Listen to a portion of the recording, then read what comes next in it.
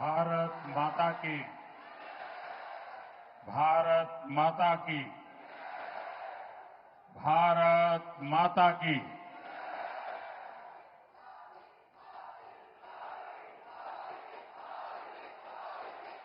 वटपणजी राज्य तरफ है।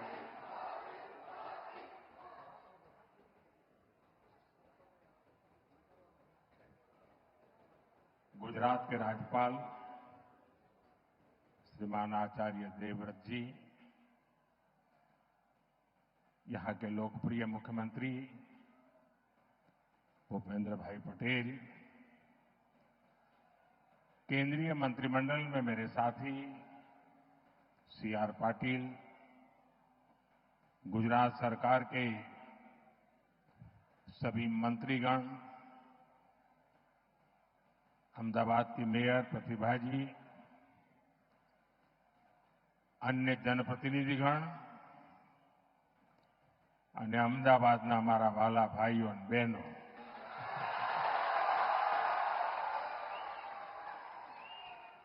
આજે તો તમે રંગ રાખ્યો છે હો.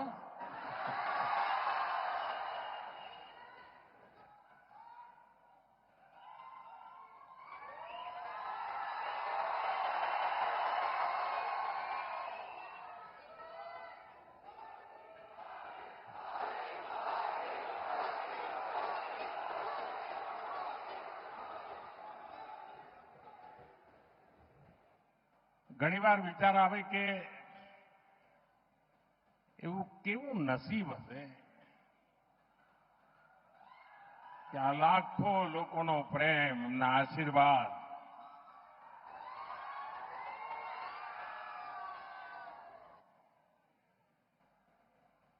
હું આપ સૌનો જેટલો આભાર માનું એટલો ઓછો છે.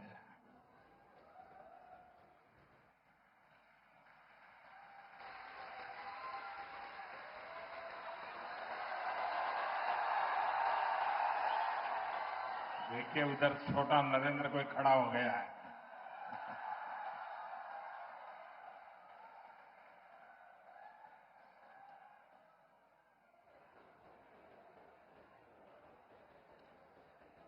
साथियों, इस समय देश भर में गणेश उत्सव का एक अद्भुत उत्साह है. गणपति बापा के आशीर्वाद से आज गुजरात के विकास से जुड़ी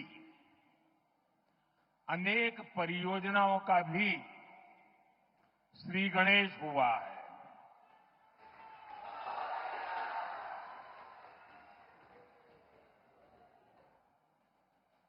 ये मेरा सौभाग्य है कि आज मुझे विकास के अनेक प्रोजेक्ट आप सभी जनता जनार्दन के चरणों में समर्पित करने का, आपको सौंपने का सौभाग्य मिला है. मैं इन विकास कार्यों के लिए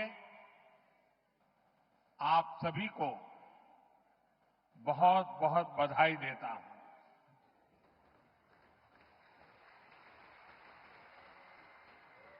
साथियों, मानसून के इस सीजन में गुजरात में भी कई इलाकों में भारी बारिश हो रही है. देश में भी जिस प्रकार से बादल फटने की एक के बाद एक घटनाएं घट रही हैं और जब टीवी पर विनाश लीला देखते हैं तो अपने आप को संभालना मुश्किल हो जाता है. मैं सभी प्रभावित परिवारों के प्रति मेरी संवेदना व्यक्त करता हूं. प्रकृति का ये प्रकोप पूरे मानव जात के लिए, पूरे विश्व के लिए, पूरे देश के लिए चुनौती बना हुआ है. केंद्र सरकार सभी राज्य सरकारों के साथ मिलकर राहत और बचाव के काम में जुटी हुई है। साथियों, गुजरात की ये धरती दो मोहन की धरती है। एक सुदर्शन चक्रधारी मोहन यानी हमारे द्वारकाधीश श्री कृष्ण, और दूसरे चरखाधारी मोहन यानी साबरमती के संत पूज्य बापू। भारत आज इन दोनों के दिखाए रास्ते पर चल करके निरंतर सशक्त होता जा रहा है। सुदर्शन चक्रधारी मोहन ने हमें सिखाया है कि देश की, समाज की रक्षा कैसे करते हैं। उन्होंने सुदर्शन चक्र को न्याय और सुरक्षा का कवच बनाया, जो दुश्मन को पाताल में भी खोज कर सजा देता है। और यही भाव आज भारत के फैसलों में भी देश अनुभव कर रहा है। देश नहीं, दुनिया अनुभव कर रही है।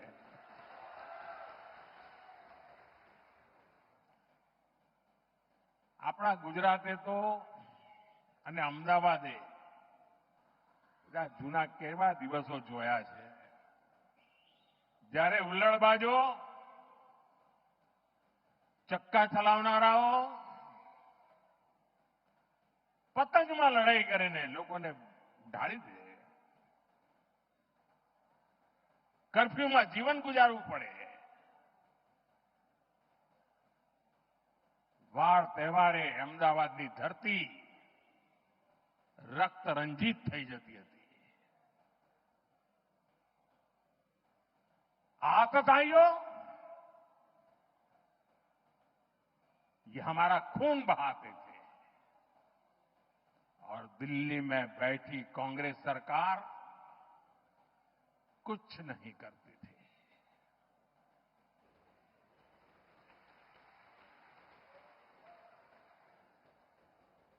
लेकिन आज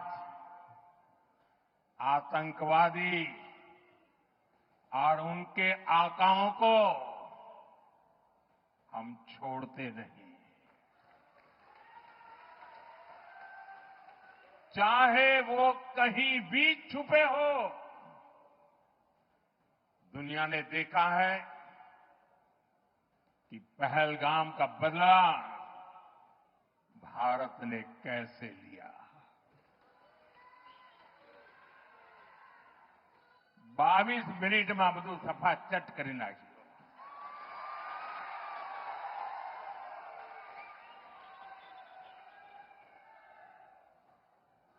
અને સેંકડો કિલોમીટર અંદર જઈને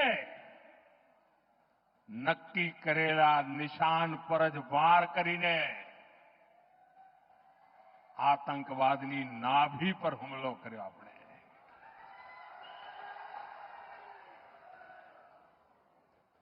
ऑपरेशन सिंदूर हमारी सेना के शौर्य और सुदर्शन चक्रधारी मोहन के भारत की इच्छा शक्ति का प्रतीक बन गया है। साथियों,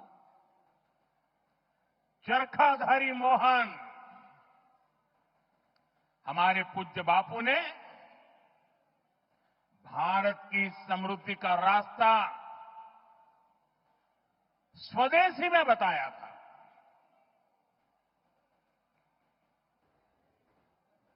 हमारे यहां साबरमती आश्रम है। ये आश्रम इस बात का साक्षी है कि जिस पार्टी ने उनका नाम लेकर दशकों तक सत्ता सुख भोगते रहे, उसने बापू की आत्मा को कुचल दिया। उसने स्वदेशी के बापू के मंत्र के साथ क्या किया? आज आपने पिछले कई वर्षों से जो दिन रात गांधी के नाम पर अपनी गाड़ी चलाते हैं, एक बार भी उनके मुंह से न स्वच्छता शब्द सुना होगा, न स्वदेशी शब्द सुना होगा।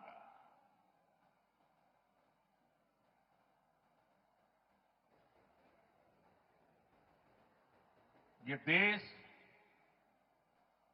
समझ ही नहीं पा रहा है कि उनकी समझ को क्या हुआ है।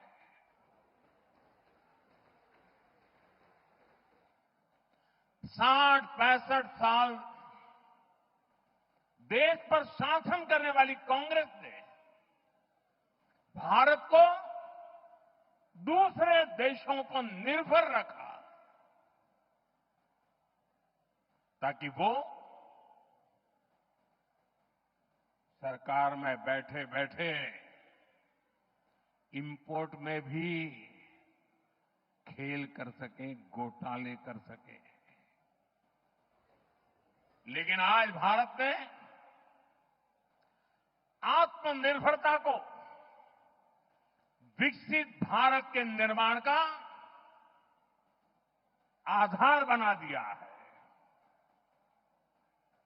अपने किसानों, अपने मछुआरों,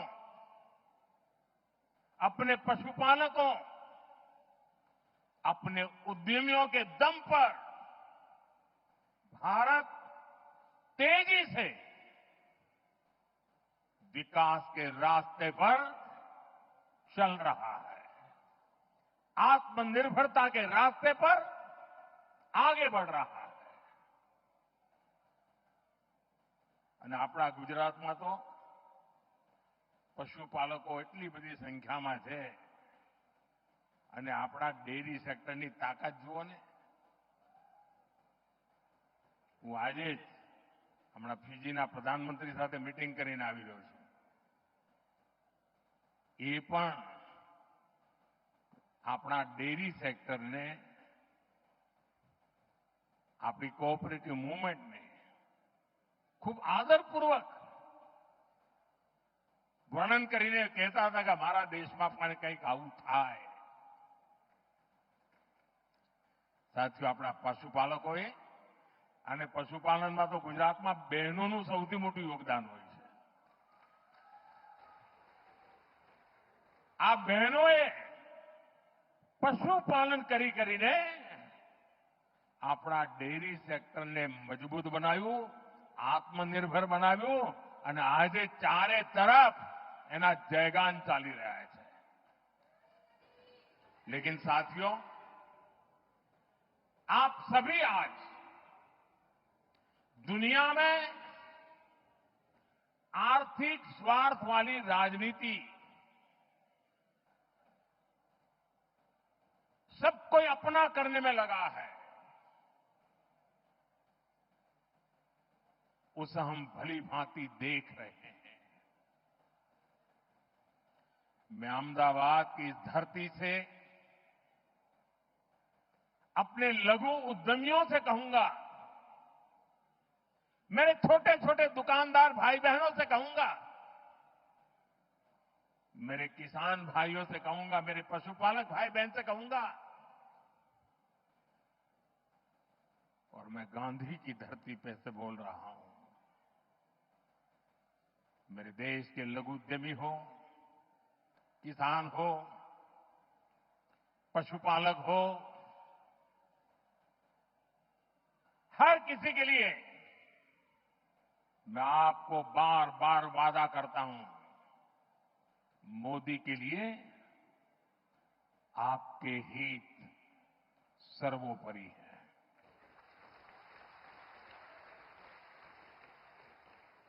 मेरी सरकार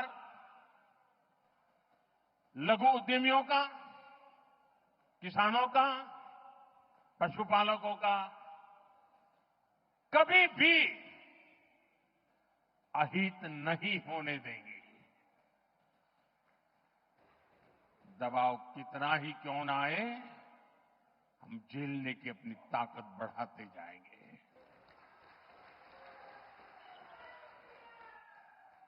साथियों, आज आत्मनिर्भर भारत अभियान को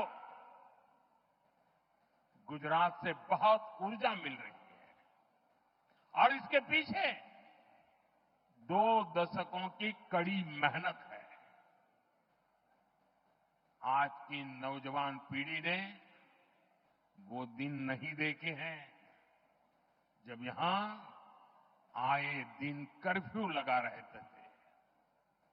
यहां व्यापार कारोबार करना मुश्किल कर दिया जाता था, अशांति का माहौल बनाए रखा जाता था। लेकिन आज अहमदाबाद देश के सबसे सुरक्षित शहरों में से एक है और ये आप सभी ने करके दिखाया है। साथियों, गुजरात में शांति और सुरक्षा का जो ये वातावरण बना है, इसके सुखद परिणाम हम चारों तरफ देख रहे हैं। आज हर प्रकार की इंडस्ट्री का विस्तार गुजरात की धरती पर हो रहा है। पूरा गुजरात ये देखकर गर्व करता है कि कैसे हमारा राज्य मैन्युफैक्चरिंग हब बन गया है। તમને ખબર હશે, તમારામાંથી જે વડીલ ભાઈ બહેનો હશે, જ્યારે ગુજરાતને અલગ થવાનું એક આંદોલન ચાલતું હતું, મહાગુજરાત આંદોલન, ત્યારે અનેક લોકો આપણને કહે કે તમારા ગુજરાત જુદું કરીને શું કરશો, ભૂખે મરશો, એવું કે તમારી પાસે છે શું? ન કોઈ ખનીજ છે, न 12 બહુ નદીઓ છે, 10 વર્ષમાં 7 વર્ષ દુકાળ પડે છે, ન ખાણ ખનીજ હોય, ન કોઈ એવા ઉદ્યોગ ધંધા હોય, ખેતી ના હોય અને ઓછામાં પૂરું અહીંયા રણ હોય અને પેલી બાજુ પાકિસ્તાન હોય. કરશો શું એવું કહેતા? મીઠા સિવાય તમારી પાસે છે શું એવું કહેતા? મજાક ઉડાવતા. પરંતુ ગુજરાતને માથે જ્યારે જવાબદારી આવી કે હવે આપણે આપણા પગ ઉપર ઉભા રહેવાનું છે, આ ગુજરાતના લોકોએ પાછી પાની કરી નહીં અને આજે તમારી પાસે શું છે કહેનારાઓને, અમારી પાસે ડાયમંડ નથી ભાઈ, એકે ડાયમંડની ખાણ નથી, પણ દુનિયામાં 10માંથી 9 ડાયમંડ મારી ગુજરાતની ધરતી પરથી આગળ વધતા હોય છે.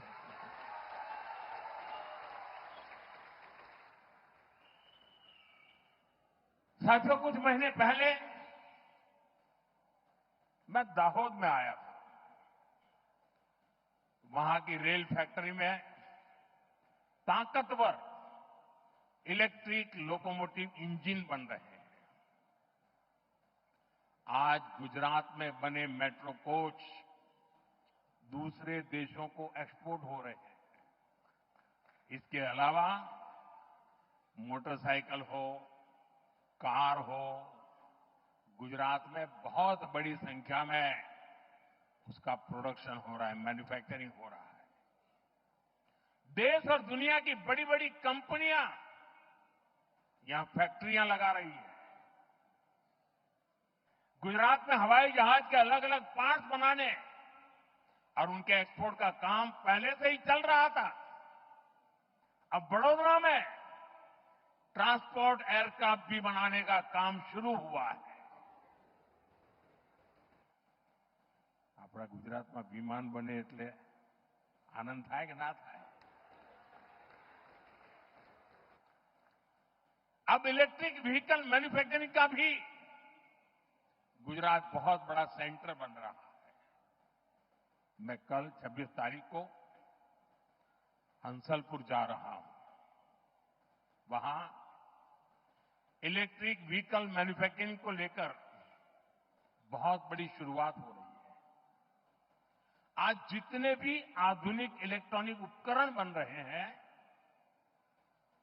वो सेमीकंडक्टर के बिना नहीं बन सकते।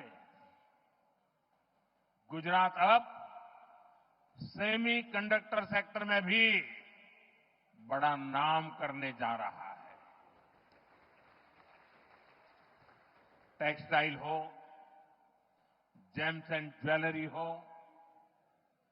गुजरात की पहचान बन चुकी है। दवाएं हो, वैक्सीन हो, ऐसे फार्मा उत्पादन के मामले में भी देश का करीब करीब 1/3 एक्सपोर्ट गुजरात से होता है। साथियों, आज भारत सौर, पवन और परमाणु ऊर्जा के मामले में तेजी से आगे बढ़ रहा है। इसमें गुजरात की भागीदारी सबसे अधिक है। हमारा हूं एयरपोर्ट થી આવતો તો ભવ્ય રોડ શો કર્યો। વાહ, કમાલ કરી આપે। પણ રોડ શો તો ભવ્ય હતો, પણ લોકો ધાબા પર ઉભા હોય, બાલ્કનીમાં ઉભા હોય તો સ્વાભાવિક રીતે હું એમને આદરપૂર્વક નમન કરતો હતો। પરંતુ મારી નજર ફરતી હતી ચારે બાજુ અને મેં જોયું કે લગભગ મોટા ભાગના ઘરોના ધાબામાં રૂફટોપ સોલાર પાવરના પ્લાન્ટ દેખાતા હતા।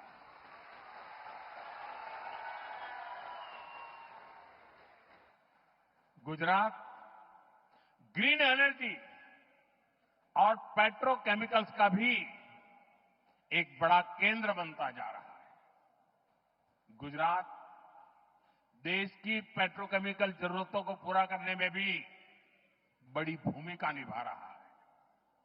जो हमारा प्लास्टिक उद्योग है, सिंथेटिक फाइबर है, फर्टिलाइजर है, दवाएं हैं, पेंट इंडस्ट्री है, कॉस्मेटिक्स है, इनका सबसे बड़ा आधार पेट्रोकेमिकल सेक्टर ही है।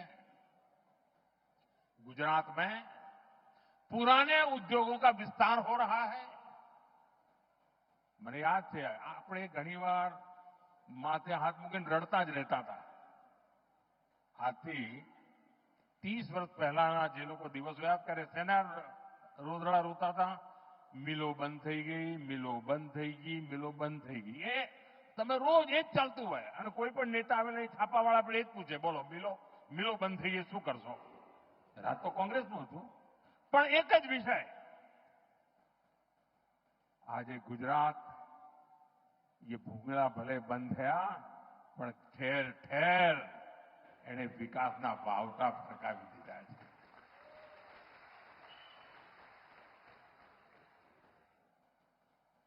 नए उद्योगों की नींव रखी जा रही है और ये सारे प्रयास आत्मनिर्भर भारत को मजबूत कर रहे हैं। इससे गुजरात के युवाओं के लिए रोजगार के लगातार अवसर बन रहे हैं। साथियों, उद्योग हो, खेती किसानी हो या फिर टूरिज्म हो, इनके लिए बेहतरीन कनेक्टिविटी बहुत जरूरी है। बीते 20-25 साल में गुजरात की कनेक्टिविटी का कायाकल्प हो चुका है। आज भी यहां रोड और रेल से जुड़े अनेक प्रोजेक्ट्स का शिलान्यास और लोकार्पण किया गया है। सर्कुलर रोड यानी सरदार पटेल रिंग रोड अब और चौड़ी हो रही है। अब ये 6 लेन की चौड़ी सड़क बन रही है। इससे शहर के सबसे भीड़भाड़ वाले इलाकों में ट्रैफिक जाम की समस्या कम होगी। इसी तरह विरमगाम खुदड़ रामपुरा रोड, उसको चौड़ा होने से यहां के किसानों को, उद्योगों को सुविधा मिलेगी। ये जो नए अंडरपास है, रेलवे ओवरब्रिज है, ये शहर की कनेक्टिविटी को और बेहतर बनाएंगे। साथियों, एक समय था जब लाल रंग की पुरानी बसें ही चला करती थी, लाल बस, क्या जैसा तो लाल बस में। लेकिन आज यहां बीआरटीएस जनमार्ग और एसी इलेक्ट्रिक बसें नई सुविधाएं दे रही है। मेट्रो रेल का भी तेजी से विस्तार हो रहा है और इससे अहमदाबादियों के लिए ईज ऑफ ट्रैवल सुनिश्चित हुई है। साथियों, गुजरात के हर शहर के आसपास एक बड़ा औद्योगिक गलियारा है, लेकिन 10 साल पहले तक पोर्ट और ऐसे इंडस्ट्री क्लस्टर्स के बीच में बेहतर रेल कनेक्टिविटी की कमी खलती थी। आपने 2014 में मुझे दिल्ली भेजा तो मैंने गुजरात की समस्या को भी दूर करने का काम शुरू किया। 11 सालों में करीब 3000 किलोमीटर लंबे नए रेल ट्रैक गुजरात में बिछाए गए हैं। गुजरात में रेलवे के पूरे नेटवर्क का 100% बिजलीकरण हो चुका है। आज भी जो रेलवे प्रोजेक्ट गुजरात को मिले हैं, इसे किसानों, उद्योगों और श्रद्धालुओं सभी को लाभ होगा। साथियों, हमारी सरकार शहर में रहने वाले गरीबों को सम्मान का जीवन देने के लिए प्रतिबद्ध है। इसका प्रत्यक्ष प्रमाण हमारा रामापीनो टेकरो एयरपोर्ट તમે જતા આવતા રામાપીનો ટેકરો। पूज्य बापू गरीब की गरिमा पर बहुत बल देते थे। आज साबरमती आश्रम के प्रवेश द्वार पर बने गरीबों के नए घर इसका एक साक्षात उदाहरण बने हैं। गरीबों को 1500 पक्के घर मिलना यानी असंख्य नए सपनों की नींव पड़ना है। इस बार नवरात्र पर, दिवाली पर इन घरों में रहने वालों के चेहरे की खुशी और ज्यादा होगी। इसके साथ पूज्य बापू को सच्ची श्रद्धांजलि के रूप में बापू के साबरमती आश्रम का नवीनीकरण भी हो रहा है। हमारे 2 महापुरुष सरदार साहब का भव्य स्टैच्यू हमने काम पूरा किया।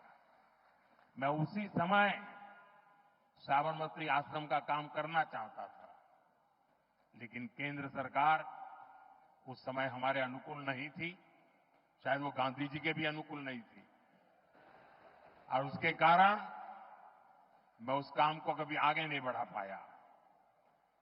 लेकिन जब से आपने मुझे वहां भेजा है, तो जैसे statue of unity Sardar Vallabh भाई पटेल का वो भव्य स्मारक देश और दुनिया के लिए प्रेरणा का केंद्र बना है, जब साबरमती आश्रम के नवीनीकरण का काम पूरा होगा, मेरे शब्द लिख करके रखना दोस्तों, दुनिया के लिए शांति की सबसे बड़ी प्रेरणा भूमि ये हमारा साबरमती आश्रम बनने वाला है।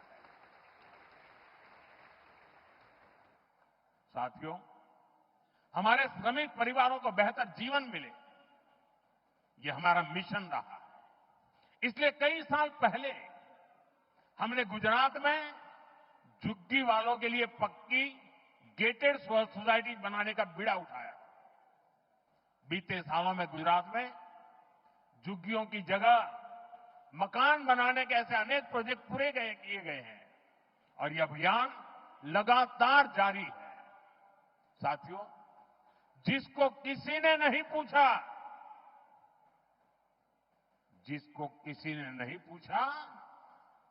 मोदी उसको पूजता है।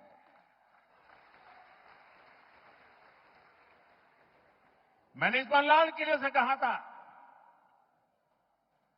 पिछड़ों को प्राथमिकता, शहरी गरीबों का जीवन आसान बनाना भी हमारी बहुत बड़ी प्राथमिकता है। रेहड़ी फुटपाथ पर काम करने वाले साथियों को भी पहले किसी ने नहीं पूछा। हमारी सरकार ने इनके लिए पीएम स्वनिधि योजना शुरू की। आज इस स्कीम की वजह से देश के लगभग 70 लाख रेहड़ी पटरी और ठेले वाले भाई बहनों को बैंकों से लोन मिल रही है। संभव हुआ है सब। गुजरात के भी लाखों साथियों को इसका फायदा हुआ है। साथियों, बीते 11 साल में 25 करोड़ लोग गरीबी को परास्त करके गरीबी से बाहर निकले हैं। दुनिया के लिए भी अजूबा है इतना बड़ा आंकड़ा। 25 करोड़ लोगों का गरीबी से बाहर आना, विश्व के सभी अर्थवेत्ता आज इसकी चर्चा कर रहे हैं। साथियों, ये गरीब जब गरीबी से बाहर निकलता है ना, तब वो नियो मिडिल क्लास के रूप में एक नई ताकत बनकर के उभर रखता है। आज ये नियो मिडिल क्लास और हमारा पुराना मिडिल क्लास दोनों देश की एक बहुत बड़ी ताकत बनते जा रहे हैं। हमारा निरंतर प्रयास है कि नियो मिडिल क्लास और मिडिल क्लास दोनों को सशक्त करना। આપણા અમદાવાદના ભાઈઓ, એમના માટે તો ખુશી ખબર જ હોય જે દિવસે બજેટમાં 12 લાખ રૂપિયાની આવક ઉપર ઇન્કમ ટેક્સ માફ કરી દીધો ને, તો વિપક્ષવાળાને સમજણ નહોતી પડી આ કેવી રીતે થાય। અને સાથીઓ, તૈયારી કરો હવે। हमारी सरकार जीएसटी में पण रिफॉर्म કરી રહી છે અને આ દિવાળી પહેલા મોટી भेट सौगात તમારા માટે તૈયાર થઈ રહી છે। और जीएसटी रिफॉर्म के कारण हमारे लघु उद्यमियों को मदद मिलेगी और बहुत सी चीजों पर टैक्स भी कम हो जाएगा। इस बार की दिवाली पर व्यापारी वर्ग हो या फिर हमारे बाकी परिवारजन, सबको खुशियों का डबल बोनस मिलने वाला है। साथियों, अभी मैं पीएम सूर्यघर की बात कर रहा था। अब पीएम सूर्यघर मुफ्त बिजली योजना से हम बिजली बिल जीरो कर रहे हैं। गुजरात में अभी तक इस स्कीम से करीब 6 लाख परिवार जुड़ चुके हैं। इन परिवारों को सरकार की तरफ से अकेले गुजरात में ही 3000 करोड़ रुपए से अधिक दिए गए हैं। इससे अब उनको हर महीने बिजली बिल में बड़ी बचत हो रही है।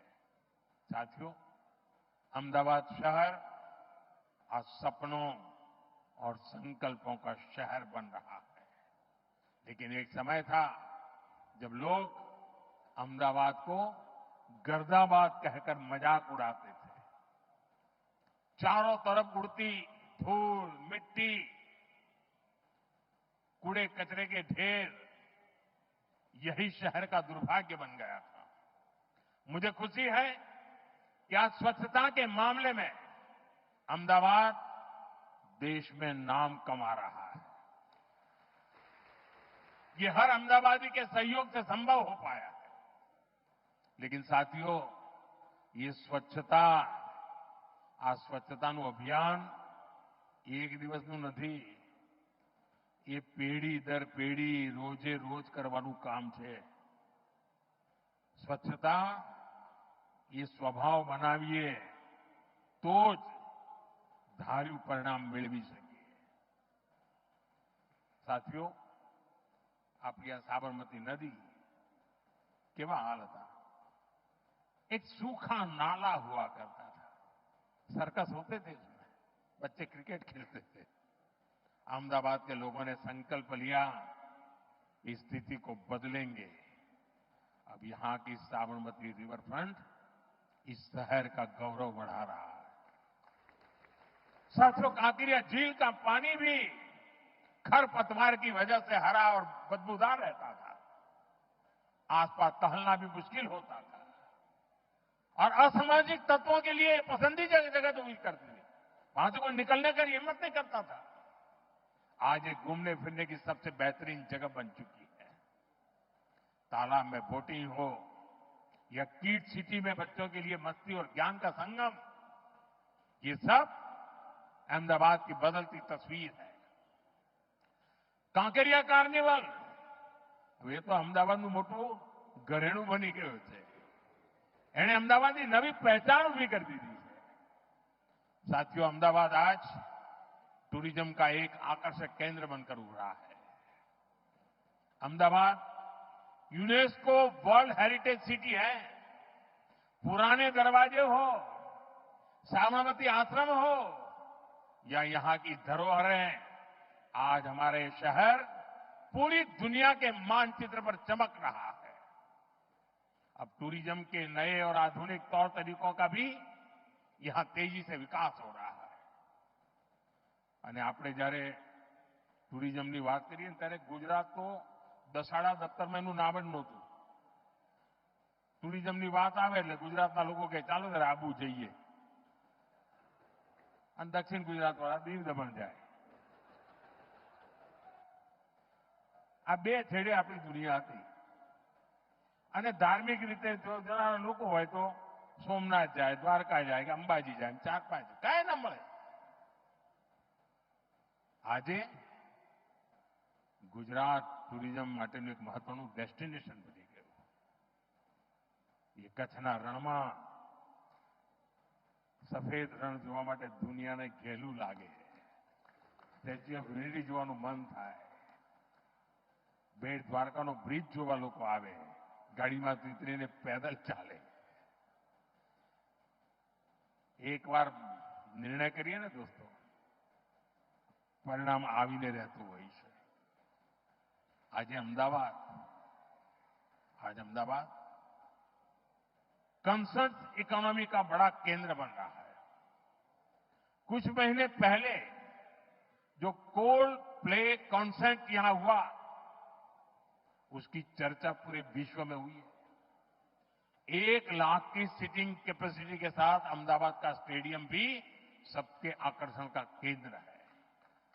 ये दिखाता है कि अहमदाबाद बड़े बड़े कॉन्सर्ट्स भी करा सकता है और बड़े बड़े स्पोर्ट्स इवेंट्स के लिए भी तैयार है. साथियों, शुरुआत में मैंने आपसे त्योहारों का जिक्र किया था. ये त्योहारों का मौसम है. अब नवरात्रि, विजयादशमी, धनतेरस, दीपावली, ये सभी त्योहार आ रहे हैं. ये हमारी संस्कृति के उत्सव तो है ही, ये आत्मनिर्भरता के भी उत्सव होने चाहिए. और इसलिए मैं आपसे एक बार फिर अपना आग्रह दोहराना चाहता हूं और आज पूज्य बापू की धरती से देशवासियों से भी मैं बार बार आग्रह कर रहा हूं. हमें जीवन के अंदर एक मंत्र बनाना है. हम जो भी खरीदेंगे वो मेड इन इंडिया होगा, स्वदेशी होगा. घर की साज सज्जा के लिए जो भी सामान हो, मेड इन इंडिया हो. यार दोस्तों को गिफ्ट के लिए कुछ देना है, उपहार वही जो भारत में बना हो, भारत के लोगों द्वारा बनाया गया हो. और मैं विशेष रूप से दुकानदार भाई बहनों को कहना चाहता हूं, व्यापारियों से कहना चाहता हूं, इस देश को आगे बढ़ाने में आप बहुत बड़ा योगदान कर सकते हैं. आप तय कर लीजिए, विदेशी माल नहीं बेचेंगे. और बड़े गर्व के साथ बोर्ड लगाइए कि मेरे यहां स्वदेशी बिकता है. हमारे इन छोटे छोटे प्रयासों से ये उत्सव भारत की समृद्धि के महोत्सव बनेंगे. साथियों, घनी बार શરૂઆતમાં લોકોને નિરાશા જોઈ બહુ હોય. એટલે મને યાદ છે જ્યારે મેં પહેલી વાર રિવરફ્રન્ટની વાત મૂકેલી તો તો બધા લોકોએ મજાક માંડી હતી.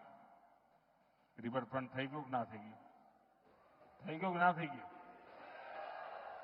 સ્ટેચ્યુ ઓફ યુનિટી માટે મેં અહીંયા એક પ્રેસ કોન્ફરન્સ કરેલી, તો બધાએ મારા બાલ નોચી લીધેલા. બધા કે આ તો ચૂંટણી આવી એટલે મોદી સાહેબ લાયા છે. સ્ટેચ્યુ ઓફ યુનિટી થયું કે ના થયું ભાઈ? દુનિયા જોઈને અચરજ પામે છે કે નથી પામતી? કચ્છનો રણોત્સવ, લોકો કે સાહેબ આ કચ્છમાં કોણ જશે? રણમાં તો કોઈ જતું હશે? આજે લાઈન લાગે છે, બુકિંગ લોકો 6-6 મહિના પહેલા બુકિંગ કરાવે છે. થયું કે ના થયું? ગુજરાતની અંદર વિમાનનું કારખાનું લાગે, કોઈ કલ્પના કરી? મને યાદ છે જયારે મેં ગિફ્ટ સિટીની કલ્પના મૂકી હતી ત્યારે લગભગ બધાએ એને મજાક માની લીધી. આવું બધું ક્યાંથી હોય? આવી બધા આવા બિલ્ડિંગો ક્યાંથી હોય ને આવું બધું શું હોય અહીંયા? આજે ગિફ્ટ સિટી દેશની સૌથી મોટી ગૌરવ ગાથા લખી રહ્યું છે. અને આ બધી બાબતો હું તમને એટલા માટે યાદ કરાવું છું, તમે બારીકીથી જોશો, આ દેશના સામર્થ્યની જો તમે પૂજા કરો તો તમારા સંકલ્પને દેશવાસીઓ ક્યારે નિષ્ફળ નથી જવા દેતા. દેશવાસીઓ લોહી પાણી એક કરી દેતા હોય છે. આટલા બધા આતંકવાદી હુમલા થયા, દુશ્મનોને કંઈ નહીં થાય એવું માનતા હતા. સર્જિકલ સ્ટ્રાઇક કરી, એમના લોન્ચિંગ પેડ ઉડાડી દીધા. એર સ્ટ્રાઇક કરી, એમના ટ્રેનિંગ સેન્ટર ઉડાડી દીધા. ઓપરેશન સિંદૂર કર્યું, એમની નાભી પર જઈને વાર કર્યો.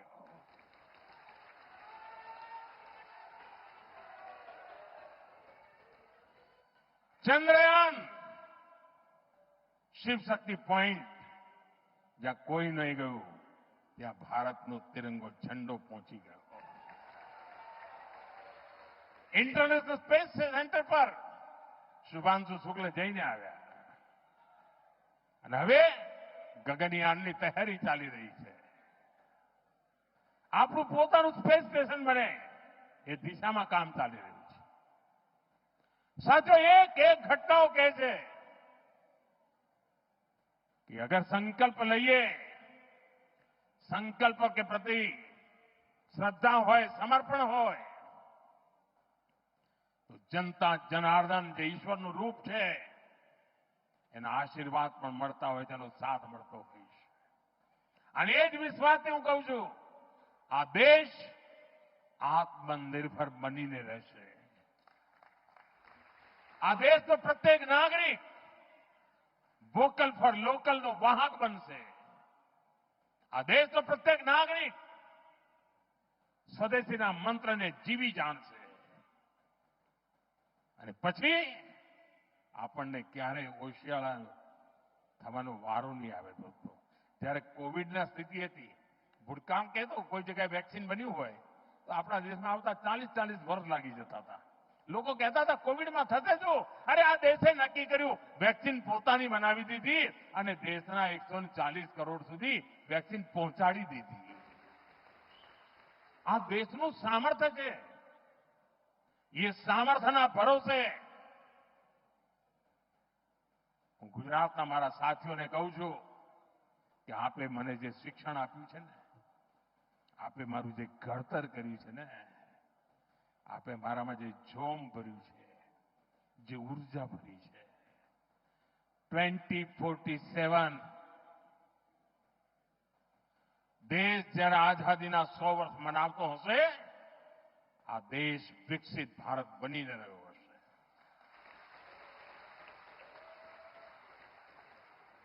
અને એટલે સાથીઓ, વિકસિત ભારત બનાવવા માટેનો એક મહત્વનો રાજમાર્ગ સ્વદેશી છે. મહત્વનો રાજમાર્ગ આત્મનિર્ભર ભારત છે. અને જે લોકો વસ્તુઓ બનાવે છે, મેન્યુફેક્ચરિંગ કરે છે, પ્રોડક્શન કરે છે, એમને મારી વિનંતી છે કે તમે ઉત્તરોત્તર તમારી ક્વોલિટી ઓર સુધારો, એની કિંમત ઓર ઘટાડો. તમે જુઓ હિન્દુસ્તાનનો માનવી ક્યારેય બહારથી કશું લેશે નહીં. આ ભાવ આપણે જગાડીએ અને દુનિયાની સામે એક ઉદાહરણ પૂરું પાડીએ. અને વિશ્વના અનેક દેશો છે સાથીઓ કે જ્યારે સંકટો આવે ત્યારે પોતાની જાતને છાતી કાઢીને ઉભા થઈ જાય ને પરિણામ લાવીને દેતા હોય છે.